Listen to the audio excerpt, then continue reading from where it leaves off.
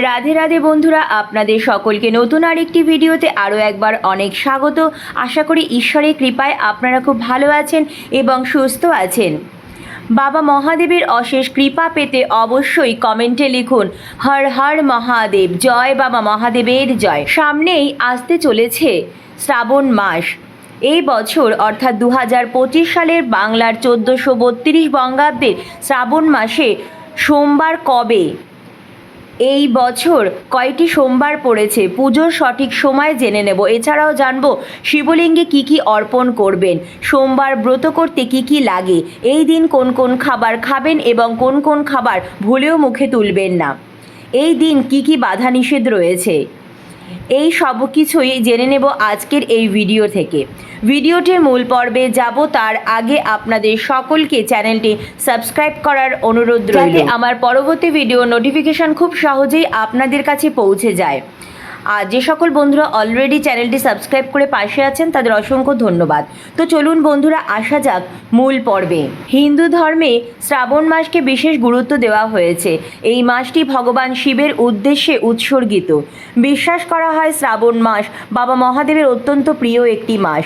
এই মাসে মহাদেব এবং মা পার্বতীর যথাযথভাবে পূজা আরাধনা করলে মনস্কামনা পূরণ হয়, জীবনের সকল বাধা বিপত্তি দূর হয়ে যায়।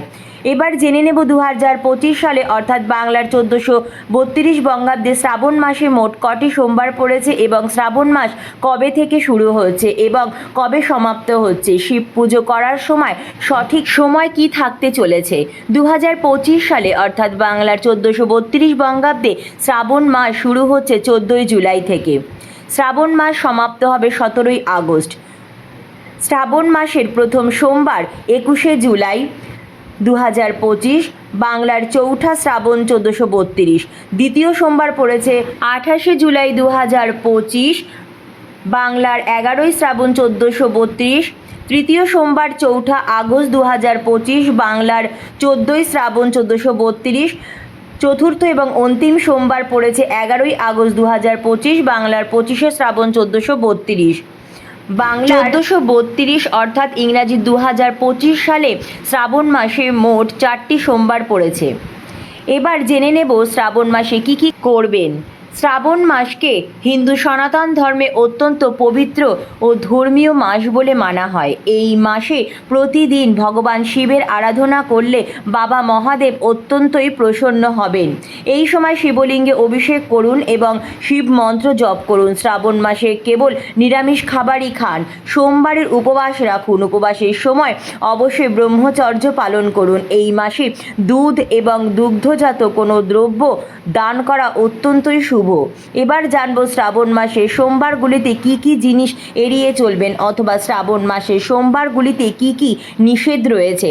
শ্রাবণ মাস হলো অত্যন্ত পবিত্র একটি মাস এবং এটি দেবাদিদেব মহাদেবের অত্যন্ত প্রিয় একটি মাস। এই শ্রাবণ মাসে পেঁয়াজ, রসুন, মাছ, মাংস, ডিম এই ধরনের আমিষ খাবার থেকে দূরে থাকুন। এই মাসে যে কোনো তামসিক দ্রব্য সেবন থেকে বিরত থাকুন। এই পবিত্র মাসে এগুলি করলে দেবাদিদেব মহাদেব অত্যন্ত অসন্তুষ্ট হবেন।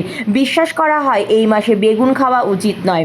পবিত্র শ্রাবণ মাসে চুল বা নখ কাটাও এড়িয়ে চলুন। শ্রাবণ মাসের সোমবারগুলিতে শিবলিঙ্গে অর্পণ করুন জল, দুধ, বেলপাতা, ধূত্র ফুল, আকন্দ ফুল, সাদা চন্দন অথবা কেশর চন্দন, মধু, ভাং, বিল্লপত্র এবং অন্যান্য বাবা মহাদেবের প্রিয় ফুল এবং ফল অর্পণ করা খুবই শুভ।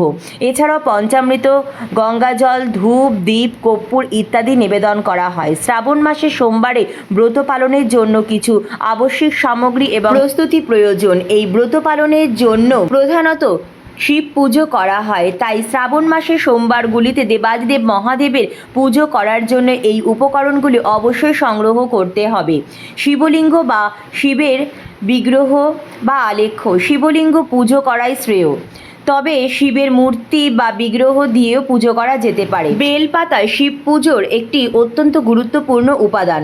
ফুলের মধ্যে বিশেষ করে সাদা ফুল অর্থাৎ গন্ধহীন যে কোনো ফুল দূর্বা, ঘাস, আকন্দ ফুল, ধূত্র ফুল ইত্যাদি অবশ্যই সংগ্রহ করবেন। পুজোর জন্য অবশ্যই ধূপ, প্রদীপ এবং ঘিয়ের প্রয়োজন। পঞ্চামৃত বানিয়ে নেবেন। পঞ্চামৃত বানানোর জন্য দুধ, দই, ঘি, মধু এবং চিনি মিশিয়ে পঞ্চামৃত তৈরি করবেন।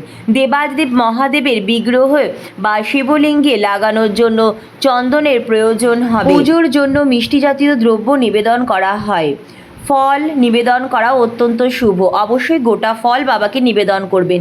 গঙ্গা জল বা সাধারণ জলের ব্যবহার করা হয়। অন্যান্য দ্রব্যের মধ্যে ধূপকাঠি, কর্পূর, নতুন বস্ত্র, দেবাদিদেব মহাদেবের এবং পার্বতী মায়ের জন্য প্রদীপ ইত্যাদি দ্রব্য লাগবে।